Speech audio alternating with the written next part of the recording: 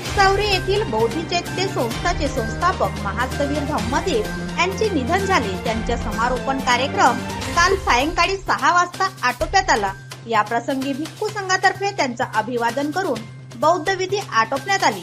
त्याचप्रमाणे समता सैनिक दलांतर्फे मानवंदना देण्यात आली। विदर्भ भिक्खू संघाचे अध्यक्ष भदंत प्रियदर्शी, महास्तवीर बौद्ध प्रशिक्षण संस्थांचे भदंत शिवनी बोधानंद, महास्तवीर भदंत प्रज्ञाज्योती, महास्तवीर दीक्षाभूमी स्मारक समितीचे Bhadant Nagdeepkar, Mahasthavir Bhadant Seelbhadra, Mahasthavir doctor Chichal Mettanand, Bhadant N Bodhiratna, Bhadant doctor Dhammoday, Bhadant Sanghkirti, Bhadant Sugat Bodhi, Bhadant प्राज्ञाश्री, सामाजिक कार्यकर्ते अचल मेश्राम, समता सैनिक दलांचे गजेंद्र गजभिये, पत्रकार व सामाजिक कार्यकर्ते टीजी रंगारे, शशिकांत भोयर, साहित्य खोब्रागडे व इतर सामाजिक, राजकीय, धार्मिक क्षेत्रातील कार्यकर्ते मोठ्या संख्येने उपस्थित।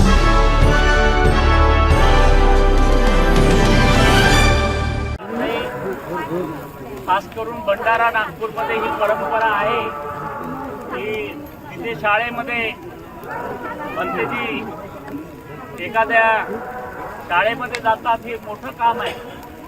याप्रमाणे आमचे पूजनीय भदंत मुख्याध्यापक राहिलेले गोसेखुर्द भंडारा जिल्ह्याचे डॉक्टर भदंत आनंद कौशल्यांजींचे विद्या विभूषित मार्गदर्शक आज या ठिकाणी लाभलेले आहेत। त्याचप्रमाणे या भंडारा जिल्ह्याचं हे वैभव आहे की या जिल्ह्याला एक पुन्हा आपले दिघोरीचे भदंत महापंतजी यांनी पण शिक्षकी पेशामध्ये कार्य केलं। त्याप्रमाणे धम्मदीप महाफिरो हे कार्यरत होते आणि त्यांचे जीवनाचे 2 पैलू होते।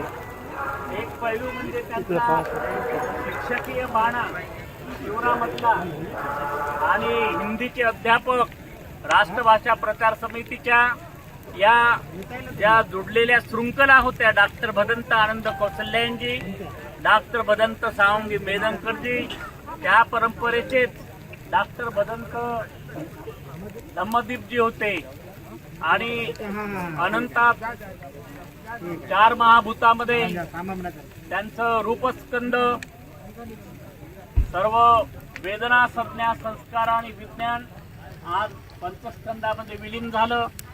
46 महाभूताची ही जी काया आहे, पटवी धातू, तेजो धातू, वायू धातू, अग्नी धातू, या 4 महाभूतामध्ये मनुष्य जीवन भौतिक पदार्थावरती आधारित असल्यानंतर या भौतिक सर्व निसर्गामधल्या गोष्टी पुन्हा पुन्हा त्याच डीएनए मध्ये रूपांतरित होतात।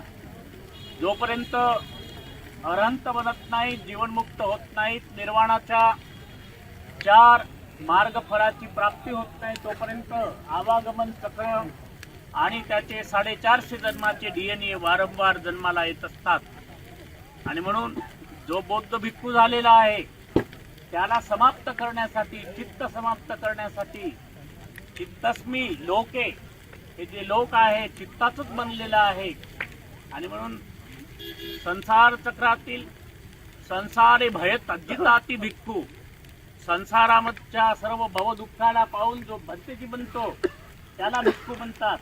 जो लोकांचं हे बघतो जीवन दुःखी आणि त्यानंतर स्वतः मग तो आपला प्रवज्जा भाव अंगीकारतो, हे प्रवज्जा देखील फार दुर्लभ आहे असं बुद्धांनी म्हटलेलं आहे।